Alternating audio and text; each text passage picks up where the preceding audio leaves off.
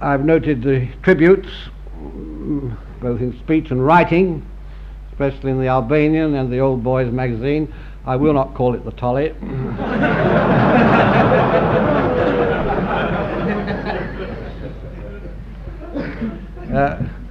It would be shame on me if I cast any doubt on the extravagant things that have been said and written. But one wonders. The position of headmaster, like that in any other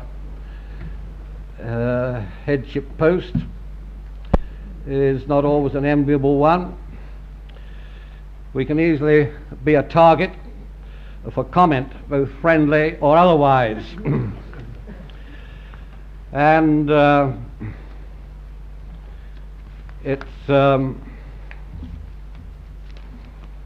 this sort of thing might happen, as undoubtedly will be, and Father Groves will doubtless bear me out before 12 months are up. You can't always win in the end. If you work on a day-to-day basis, then you lack foresight. If you plan ahead, you're an impracticable dreamer. If you make rapid decisions, you are arbitrary. If you take your time, you can't make up your mind. If you maintain a friendly approach right down to the office boy, you have no dignity.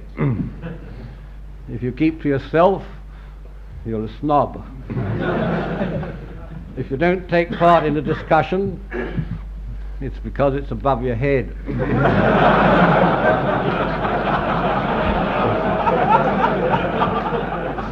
If you do, you're a show-off. If you run your own business and hold regular staff meetings, you're in desperate need of new ideas.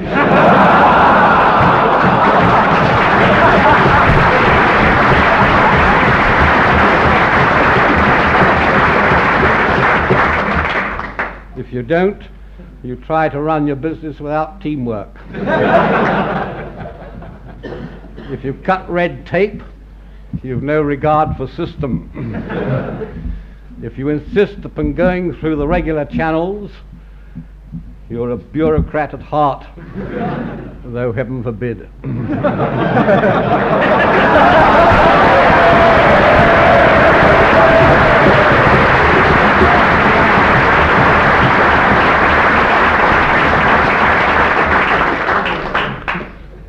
Well, all this sounds perhaps rather pessimistic, but I've been listening to what you choose to say you thought of me, but I've been looking at it from the other side as to what, in the course of 36 years, might have been said to me in that period. However, it's Edmund Burke, a great and philosophic statesman, who said, it's better to run the risk of falling into faults in a course which leads us to act with effect and energy than to loiter out our days without blame and without use.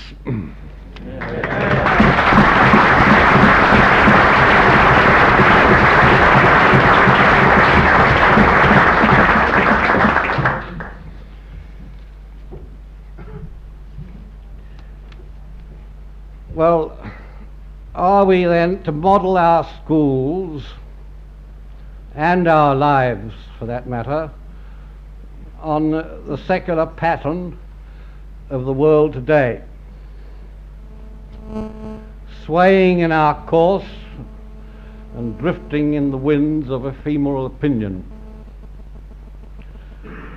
Or do we stand our ground, firm and resolute, upholding the traditions of the faith and of those who've gone before us? But there is today that tendency, that universal tendency what I would call leftism, in the ethical rather than the political sense. In 1936, a warning was given by that much-read writer Orwell in these words: we've reached a stage when the very word socialism, or I prefer to call it leftism, calls up on the one hand a picture of aeroplanes, tractors, and huge glittering factories of glass and concrete, and on the other a picture of vegetarians with wilting beards, of Bolshevik commissars, half gangster and half gramophone, of earnest ladies in sandals and trousers, shock-headed Marxists chewing polysyllables, escaped Quakers, birth control fanatics, and Labour Party backstairs crawlers. This socialism or leftism, at least in this island, smells of crankishness, machine worship, and the stupid cult of Russia. These were the words of a bitter genius, and written nearly 30 years ago. But they put us on our guard of what we have to stand up to as the product of a Catholic school.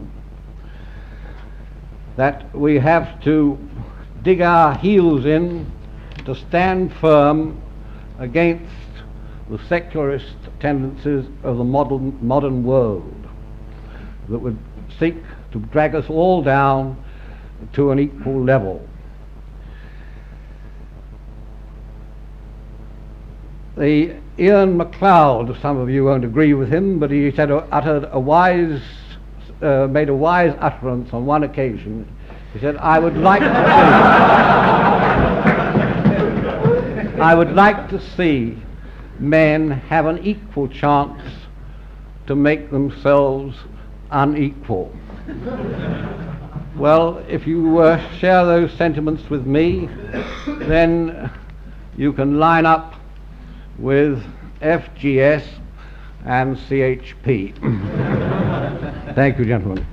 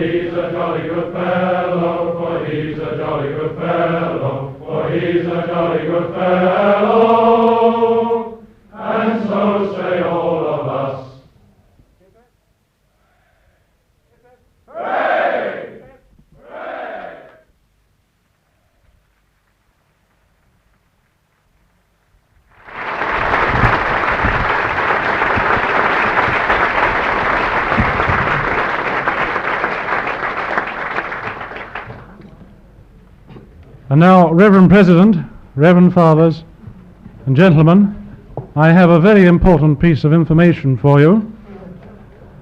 The bar will remain open until midnight.